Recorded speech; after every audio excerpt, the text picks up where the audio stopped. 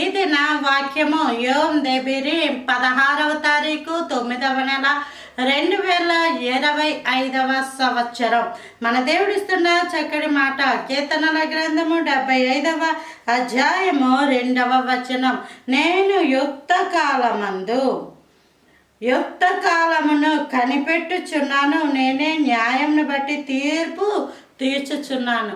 దేవుడు యుక్త కాలమును కనిపెట్టుచున్నాడు. యుక్త కాలము అంటే సరైన కాలము, అనుకూల సమయము. మనమే మన పిల్లలకి ఏమైనా ఇవ్వాలనుకోండి, ఈ వయసులో ఇవ్వకూడదు, ఈ సమయంలో ఇవ్వకూడదు, ఈ పరిస్థితుల్లో ఇవ్వకూడదు అని ఒక వ్యక్తికి తన పిల్లల గురించి అవగాహన ఉంటుంది. రోజు స్కూల్కి వెళ్ళొచ్చే పిల్లలకి బంగారు వస్తువులు, హారాలు పెట్టి పంపిస్తారండి?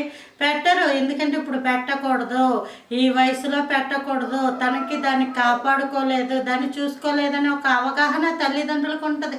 అలాగే రోజు స్కూల్కి వెళ్ళే పిల్లలకి 1000 రూపాయలు 10,000 రూపాయలు ఇస్తారంటే ఎవరు? ఎందుకంటే ఇప్పుడు ఇవ్వకూడదు, వాడు ఇంకా చూసుకోలేడు, వాడికి ఆ ధనం వేస్ట్, ఆ ధనం వాడికి వృధా అవుతుంది, ఒకవేళ అపాయం కూడా రావచ్చు. ఇలా ఎక్కువ సమృద్ధి ఉన్నప్పుడు అపాయం కూడా రావచ్చు, దానివల్ల హాని కలగచ్చు అని చెప్పి తల్లిదండ్రులు పిల్లలకి ఏవి ఎప్పుడు ఇవ్వాలో మాకు తెలుసు అని చెప్తుంటారు.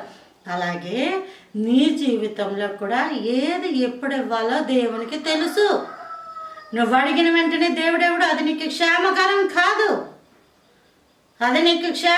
కాదు. నిన్ను ఫ్రెండ్సే రచ్చగొట్టేసిన, నిన్ను నీ చుట్టూ ఉన్న పరిస్థితులే, నిజంగా నువ్వు దేవుడు అయితే, నేనే కనుక నీ బిడ్డనైతే, నా ప్రార్థన నువ్వు అంగీకరిస్తే నాకు ఇది చేసేయి అని నువ్వు ఎంత రోషంగా కూర్చొని అడిగినా అది నీకు క్షేమకరం కాదు. కాబట్టి దేవుడు ఇవ్వడు. దేవుడు ఎందుకు ఇవ్వలేదు అని ప్రార్థన మానేస్తున్న వాళ్ళు ఉంటారు, దేవుడి మీద కోపం పెట్టుకున్న వాళ్ళు ఉంటారు, దేవుడు అంటే అసహించుకున్న వాళ్ళు ఉంటారు. దేవుడు నీ క్షేమాన్ని కోరి, నీకు అది క్షేమం కాదు కాబట్టి అది నీకు ఇవ్వలేదు అన్న విషయాలు జ్ఞాపకం ఉంచుకోవాలి. కాబట్టి ఇక్కడ యుక్త కాలంనట దేవుడు కనిపెడుతున్నాడు.